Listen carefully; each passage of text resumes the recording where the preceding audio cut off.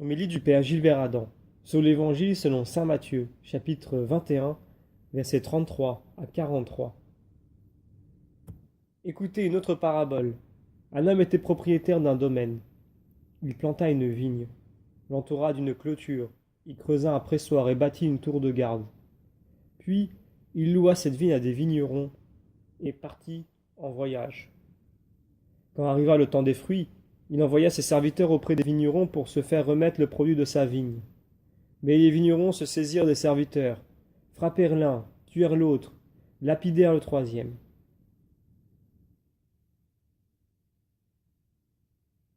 Jésus résume l'histoire de l'Alliance.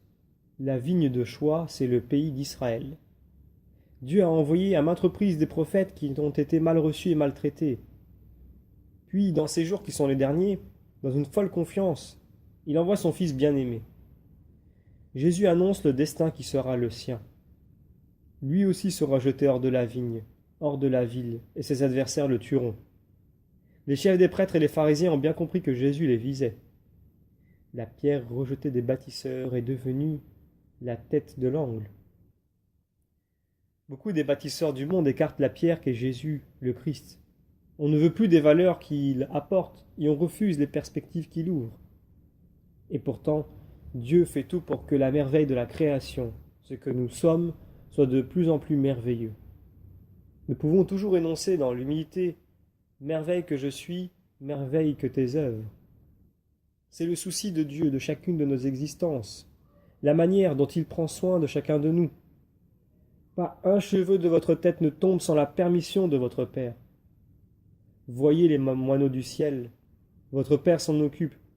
Vous valez bien plus que tous les moineaux du ciel. Nous continuons la lecture de l'Évangile. De nouveau, le propriétaire envoya d'autres serviteurs plus nombreux que les premiers, mais on les traita de la même façon. Finalement, il leur envoya son fils en se disant « Ils respecteront mon fils ». Mais, voyant le fils, les vignerons se dirent entre eux « Voici l'héritier. Venez, tuons-le, nous aurons son héritage. » Ils se saisirent de lui, le jetèrent hors de la vigne et le tuèrent.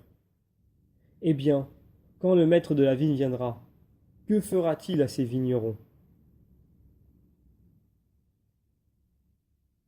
Scientifiquement, on ne peut plus nier la réalité de Jésus de Nazareth, ni les traces de son œuvre sur toute la terre.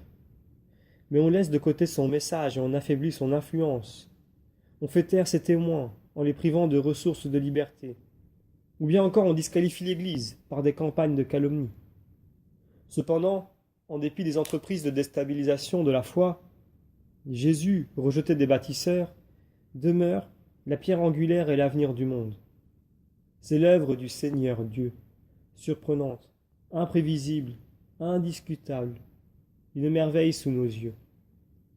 Dieu est le propriétaire du domaine. Jésus, son Fils, en qui il a mis tout son amour, en est l'héritier. À chaque instant, nous pouvons discerner et juger ce qui fait du bien ou ce qui fait du mal à l'humanité. Dieu attend les beaux fruits de la charité fraternelle. Quand nous sommes situés dans un tel amour, dans une telle bienveillance de Dieu, nous nous aimons les uns les autres. Nous terminons la lecture de l'Évangile. On lui répond, c'est misérable, il les fera périr misérablement. Il louera la vigne à d'autres vignerons, qui lui en remettront le produit en temps voulu.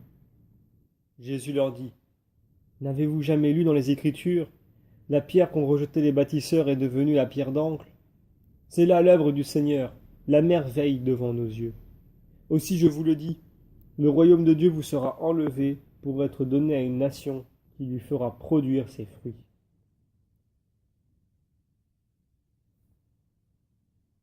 Il nous faut toujours bâtir un monde meilleur, car Jésus vient au-devant de notre détresse. Nous nous sentons écartelés, rejetés, mais Jésus nous manifeste sa présence. Par son Esprit Saint toujours à l'œuvre, il donne le royaume à son peuple qui veut en porter les fruits. Là où le monde ne voit que ruine ou chantier à l'abandon, dans la lumière de la parole de Dieu, nous apercevons une espérance.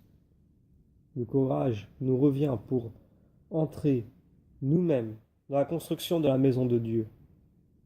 Aujourd'hui, ce sont les pauvres qui se trouvent être la pierre rejetée des bâtisseurs. Notre vie est un don étonnant que nous déployons dans l'Esprit Saint, car Dieu en est le Maître. Nous demandons la grâce de regarder l'humanité comme Dieu, avec un amour infini pour vivre ensemble dans l'action de grâce.